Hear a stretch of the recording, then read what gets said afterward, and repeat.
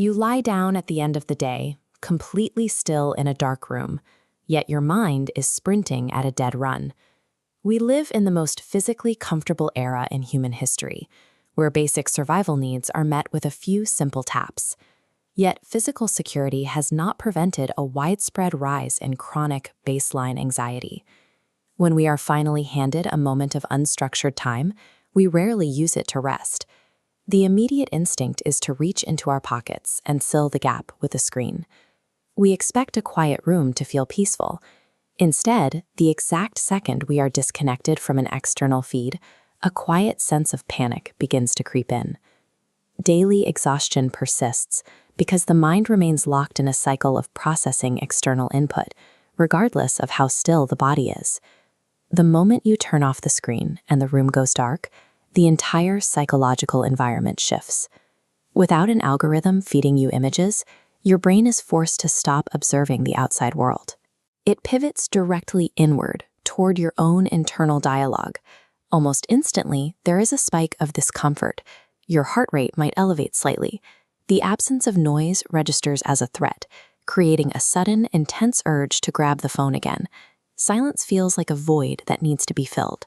This reflex to check a screen suggests a deep discomfort with whatever thoughts might surface if the room stays quiet for too long. Our environment is no longer passive. The modern digital ecosystem operates as an infrastructure explicitly engineered to harvest human attention and keep users engaged at all costs. This diagram illustrates a biological limit. Human neurology evolved to process a finite amount of information each day, yet these systems are built to exceed our natural neurological limits, burying our cognitive capacity under a relentless stream of data. To keep you pulling the lever, these systems exploit a basic neurological mechanism. They create a synthetic loop that rewards your brain with a spike of dopamine every single time you switch contexts, conditioning you to crave the next piece of novel information. This continuous loop trains your neurology to expect thousands of microstimuli per hour. When your brain adapts to this hyper-accelerated pace, engaging in any slow, deep task becomes physically uncomfortable. You are forcing your mind to assemble meaning from a barrage of completely disconnected fragments. The energy required to process a 15-second comedy sketch, immediately followed by a geopolitical tragedy, is immense. This constant fragmentation has dismantled the ability to sustain long-form focus. This constant mental noise carries a severe physical consequence. Forcing your brain to continuously evaluate, categorize, and discard incoming stimuli aggressively drains your biological cognitive reserves. You enter a state of digital fatigue. The brain burns massive amounts of glucose trying to sort through hours of irrelevant information, leaving you entirely depleted despite having produced absolutely nothing.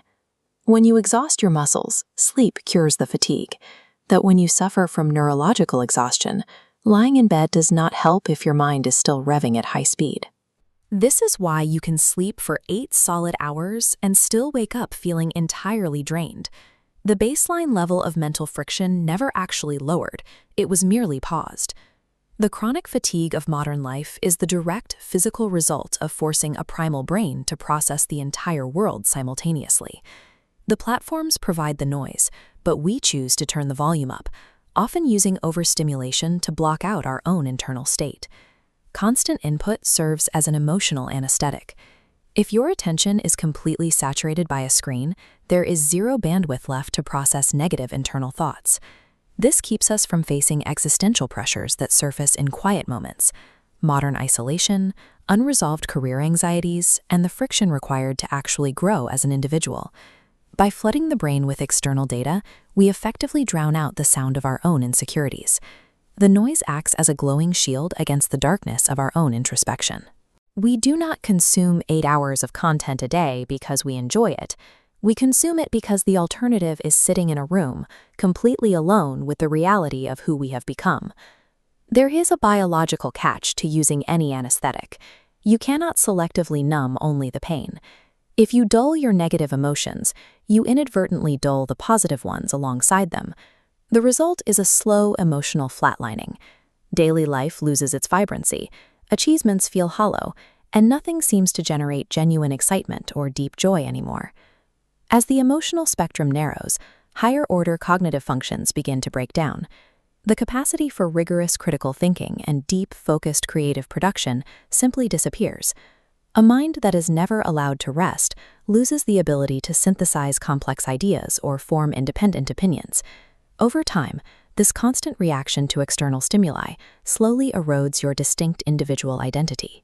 By running away from the discomfort of our own thoughts, we systematically erase the depth and clarity that makes us human in the first place.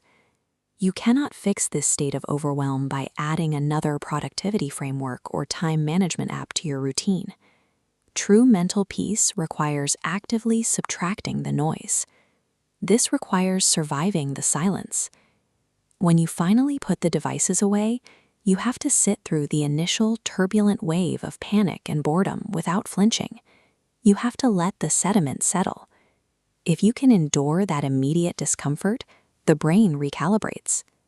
On the other side of that withdrawal lies the restoration of your emotional depth, your ability to hold true focus, and your capacity for genuine connection.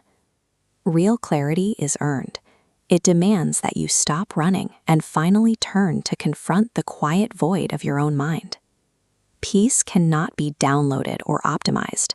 It has to be faced. When was the last time you truly sat in silence without reaching for a distraction? Let me know in the comments below. And if you want to explore more about human psychology, make sure to subscribe.